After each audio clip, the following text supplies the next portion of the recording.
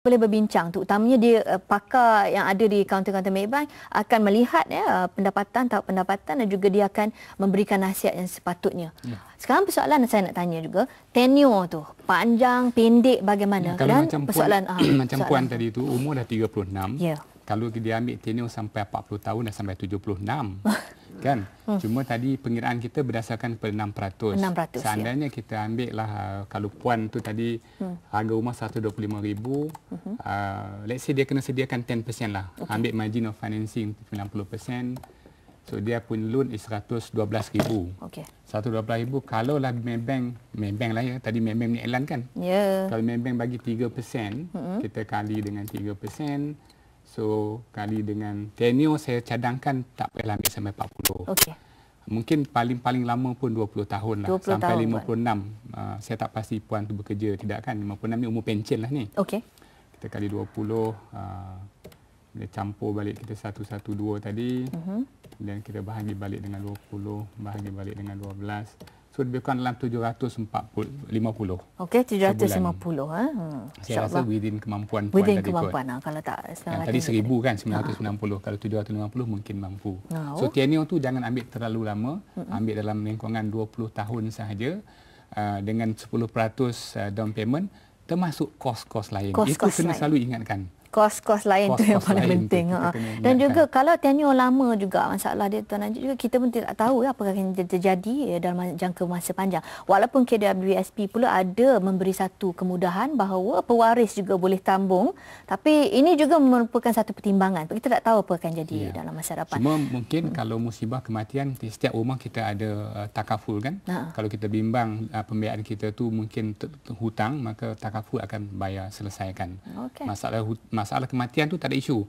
Masalah takut-takut di masa hadapan kita mengalami situasi tidak boleh bayar. Tidak boleh bayar. Kita dibuang kerja atau macam yang berlaku baru-baru ini. Itu situasi itu yang kita agak risau yang mengakibatkan rumah tu mungkin dilelong. Baiklah, kita harus berhenti seketika. Kita kembali selepas ini. Jika anda ada persoalan, silakan kita kembali. Kita berehat seketika.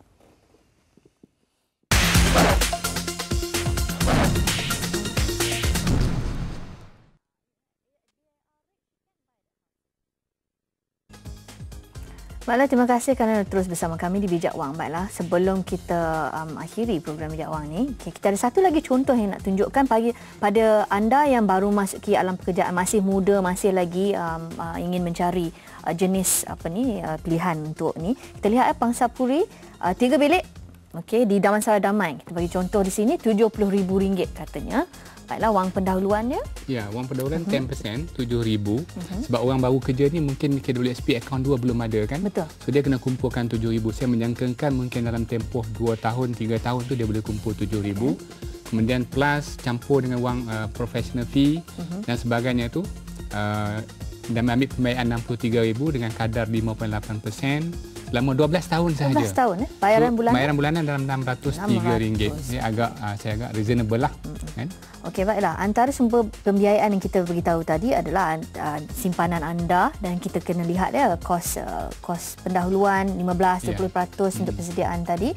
Seterusnya ataupun akaun EPF kalau kita dah ada EPF akaun 2. Baiklah, dan kalau ada pembiayaan pula dari institusi kewangan, kita lihat apa kelayakan bayaran ansuran? Ya, kelayakan bayaran ansuran ni secara orang kata apa ringkasnya 1/3 daripada gaji bulanan. Itu yang sesuai. Kalau tidak kita tak ada ruang untuk bank pun akan menganggarkan kemampuan bayaran balik itu berdasarkan kepada itu. Kalau gaji kita 2,000, 1/3 dalam 600 lebih. Okey, baiklah. Ini adalah tips sebelum kita akhiri dan mengenai perumahan ni pula tipnya. Ya, kita kalau seelok-eloknya lah saya lebih suka kalau mencadangkan kepada para penonton bayaran pendahuluan yang lebih tinggi, tempoh pinjaman yang lebih pendek dan margin pinjaman yang rendah. Mengapa Tuan Haji? Kerana kita tak nak terikat terlalu lama dengan hutang dan terlalu tinggi bayar hutang setiap bulan. Kerana saya ada buat perbandingan sikit, mungkin masa kita tak mengizinkan rumah yang 120,000 tadi, kalau kita tangguhkan selama 10 tahun dengan menyewa 500, simpanan 500 sehingga 10 tahun pada kadar bulanan 10%, kita dah ada 100,000 lebih. Itu dia. Jadi kita hanya perlu ambil 50,000 pinjaman dengan tempoh pinjaman mungkin kurang daripada 20 tahun, dalam 12 tahun sahaja.